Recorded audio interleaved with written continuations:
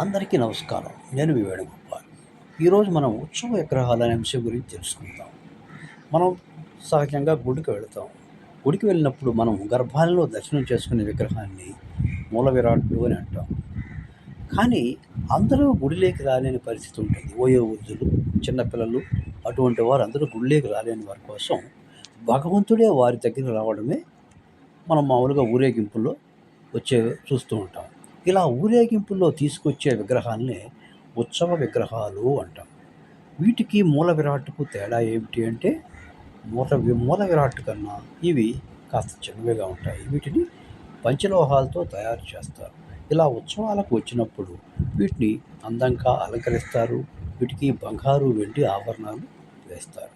కానీ అసలైన విగ్రహం గర్భాలయంలోనే ఉంటుంది. తర్వాత ఉత్సవ విగ్రహాల ప్రాముఖ్యత ఏమిటి అంటే, ఉత్సవ విగ్రహాలు ఇలా ఊరేగింపులో భగవంతుడు ఊరంతా తిరగడం వలన గ్రామ శుద్ధి జరుగుతుంది, శుభాలు జరుగుతాయి. చూడలేని వారు నేరుగా భగవంతుడు తమ వద్దకే వచ్చి చూసినట్టు అవుతుంది. తదుపరి ఇంకా ఎన్నో మంచి శుభాలు జరిగేదానికి ఉత్సవ విగ్రహాలు వెలుగుతుంది. మీరు తిరుమల లాంటి గుళ్ళకి వెళ్ళినప్పుడు అక్కడ సంవత్సరం పొడవునా ఉత్సవాలు జరుగుతూనే ఉంటాయి. ఖచ్చితంగా వారంలో ఒక రోజున్నా కానీ ఊరేగింపు. ముఖ్యంగా బ్రహ్మోత్సవాలు తీసుకుంటే బ్రహ్మోత్సవాల్లో ఆ 10 దినాలు ఒక్కొక్క రోజు ఒక్కొక్క వాహనం, హంసవాహనం, గరుడ వాహనం, సింహవాహనం, అశ్వవాహనం, అలా అన్ని రకాల వాహనాలపై ఉత్సవ విగ్రహాలను పూజించడం, ఊరేగించడం జరుగుతూ ఉంటుంది.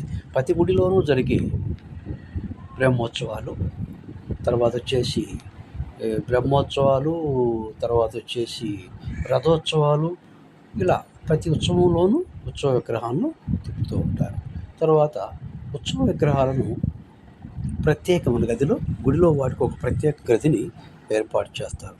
వాటికి ప్రతిరోజు పూజ ఉంటుంది, నైవేద్యాలు ఉంటాయి. కానీ ఊరేగింపు పూర్తయిపోతూనే ఉత్సవ విగ్రహాలు తిరిగి మళ్ళీ ఊళ్ళోకి చేరిపోతూనే ఉంటాయి.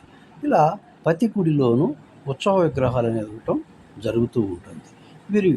మీరు ఎప్పుడైనా కానీ ఇంకా పూరి జగన్నాథ రథోత్సవాలు చూసే ఉంటారు అనుకుంటాను. అవి గొప్పగా జరిగే రథోత్సవాలు. అందులోని విగ్రహాలు చాలా ప్రత్యేకంగా కనిపిస్తూ ఉంటాయి. తరువాత బహిరంగంగా జరిగే ఉత్సవాల్లో దేశంలో గొప్పగా జరిగేది వచ్చి రథోత్సవాల్లో పూరి జగన్నాథ రథోత్సవం అయితే, బ్రహ్మోత్సవాల్లో తిరుమల బ్రహ్మోత్సవాలు అత్యంత గొప్పగా జరుగుతాయి మనకు తెలిసింది. తర్వాత ఇక మనం ఉత్సవాల గురించి చెప్పుకున్నామంటే గణేష్ ఉత్సవాలు అత్యంత ప్రాముఖ్యం జరిగినవి. గణేష్ ఉత్సవాలు అంగరంగ వైభవంగా జరుగుతాయి.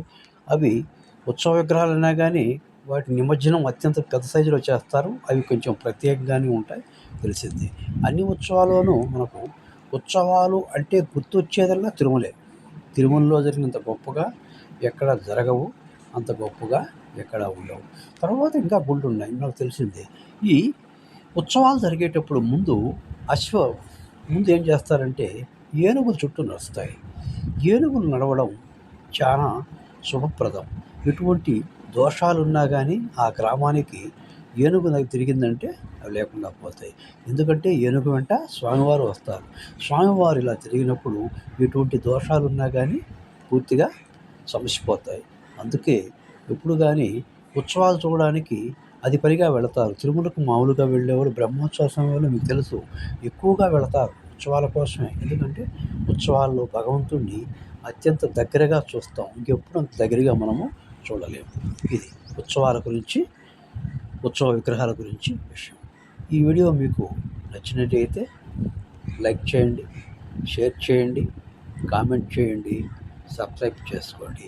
మరెన్నో కొత్త వీడియోల కోసం ఎదురు చూడండి.